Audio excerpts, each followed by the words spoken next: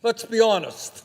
Let us face up to reality, and let us acknowledge that most Americans understand that our great nation, once the envy of the entire world, is now in the midst of a deep decline. And for the sake of our children and future generations, we must end that decline and turn this country around in very fundamental ways.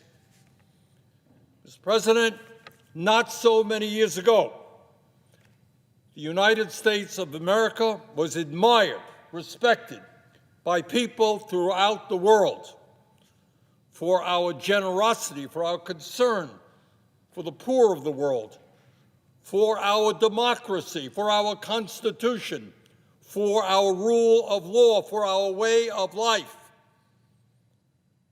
We were admired, respected. People around the world said, you know what, we would like our country to be like the United States of America. Tragically, Mr. President, that is no longer the case.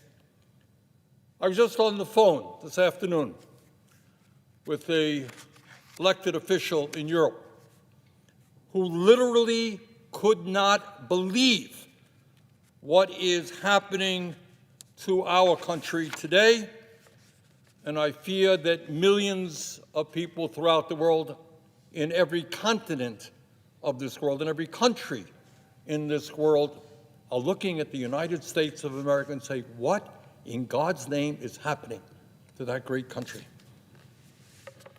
But it's not only our standing in the world and our increased isolation from other countries that I worry about. Mr. President, we used to have the highest standard of living of any country on earth. That was it, America. Strongest middle class in the world.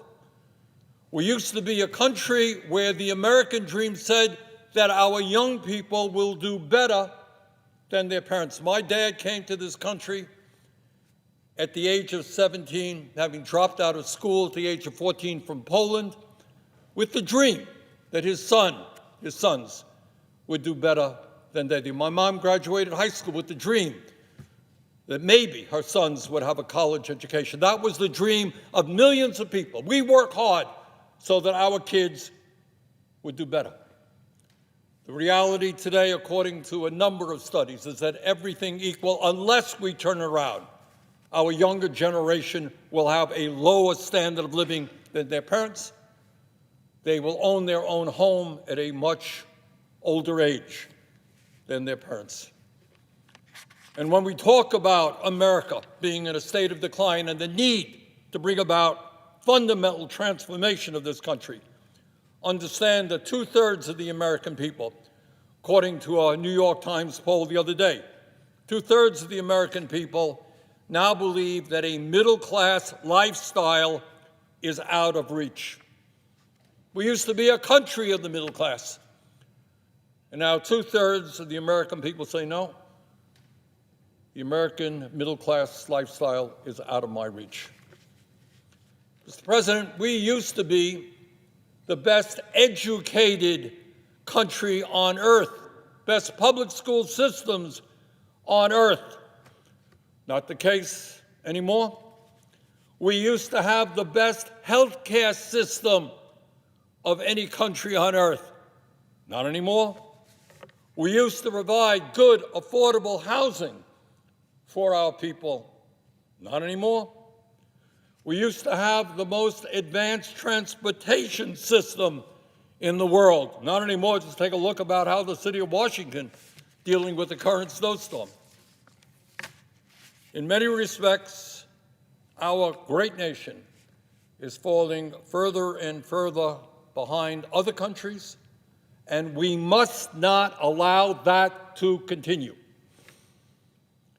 Mr. President, the United States, our people have faced horrific crises in the past, going back to the very beginning, the origins of this country, when a small number of people dared to have the dream and the courage to take on King George III and the British Empire and the most powerful military in the world, because they wanted their independence and they wanted their freedom.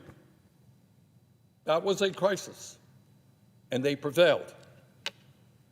In the 1840s, there were people who were saying slavery is an abomination. It is immoral. We can't talk about a Declaration of Independence that says all men are created equal and enslave millions of people. We've got to end slavery. And they struggled and they struggled, the abolitionists. And there was a horrible civil war where so many people died. Finally, we ended the abomination of slavery, and the struggle continued to Martin Luther King Jr. and the Civil Rights Movement and the end of segregation. This country went through the Great Depression. 25% of our people were unemployed. And government had to redefine itself, and we did that. When the Japanese attacked Pearl Harbor in 1941, December of 1941, we were not prepared to fight a war in the East or a war against Hitler in Europe. And yet within a few years, because the country came together, instead of building cars, we built tanks and we built fighter planes, we ended up winning that war. Won a war on two fronts. Bottom line, in all of these crises and others, the nation came together and prevailed. We did it then, and I have little doubt if we do not allow people to divide us up by where we were born or the color of our skin,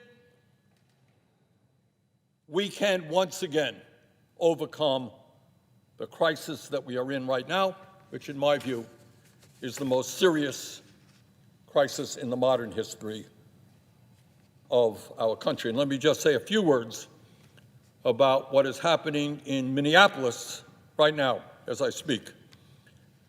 Let me be very clear.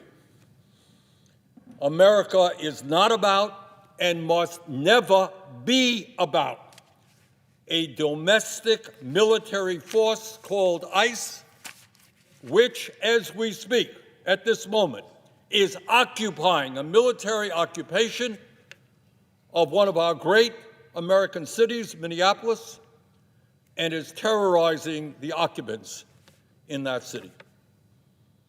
America is not and must never be about federal agents shooting American citizens down in cold blood, breaking down doors to arrest people, or sending 5-year-olds to detention centers, all in clear violation of our Constitution.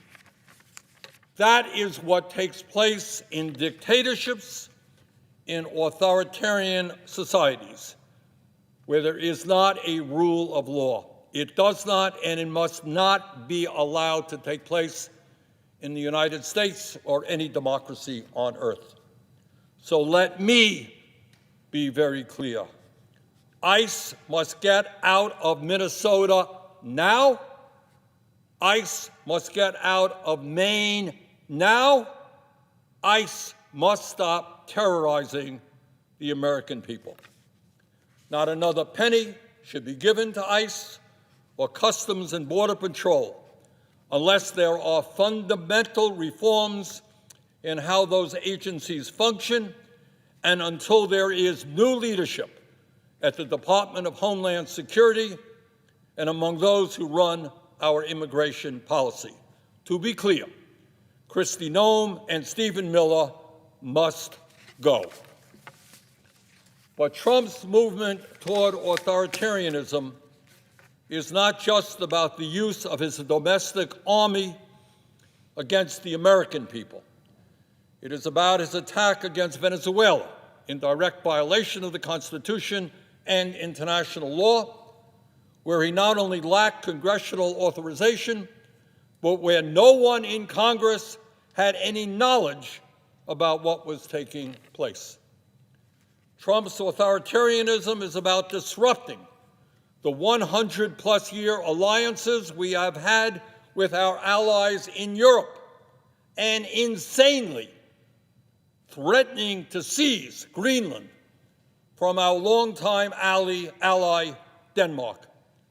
Does anyone in their right mind believe that the United States of America should threaten violence against our longtime allies?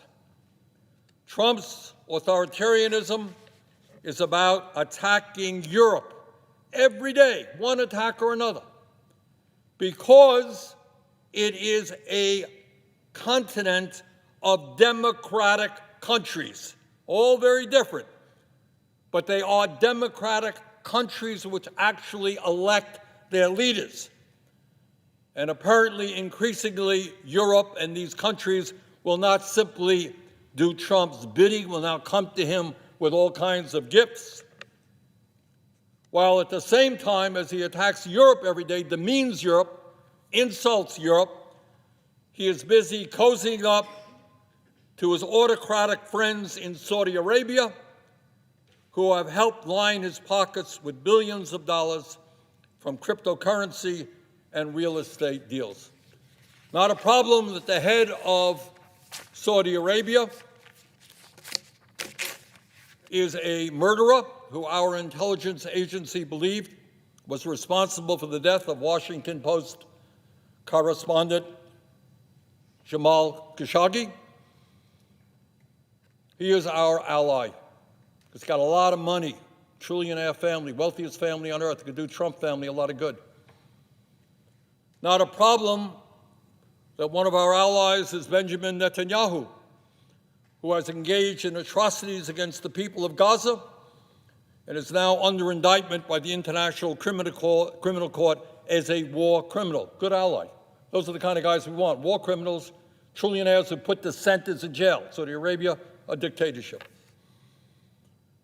Trump's authoritarianism is about his repeated threats to make Canada, I live 50 miles away from the Canadian border, Canada one of our closest and most dependable allies, the 51st state. I mean, just think for a minute. Our allies for decades and decades, close friends, and you go around insulting this country and say you're going to become our 51st state. What world does Trump live in? How does his mind tell him to do that? Let's be clear. The American people want us to ally ourselves with democracies around the world, not dictatorships, not authoritarian societies.